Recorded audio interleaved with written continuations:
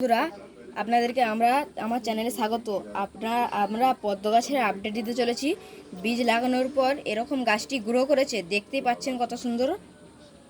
পাশে stand leaf এসেছে, আসার পর সাধারণত পদ্ম ফুলটি আসে। পদ্ম গাছের ফুলটি দেখানোর জন্য আপনাদেরকে একটি আপডেট দেবো। এবং পদ্ম গাছের জলে না মশা জন্মায়, তাই জন্য আপনারা গাপ্পি, মলি এ জাতীয় ফিশ অ্যাড করতে পারেন। আপনারা দেখতেই পাচ্ছেন মাছগুলি জলে চড়ছে।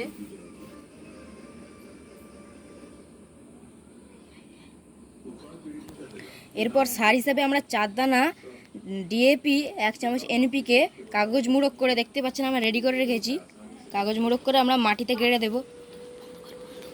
দেখতে পাচ্ছেন আমরা মাটিতে গেড়ে দিলাম কাগজটি, আমাদের গাড়া হয়ে গেছে।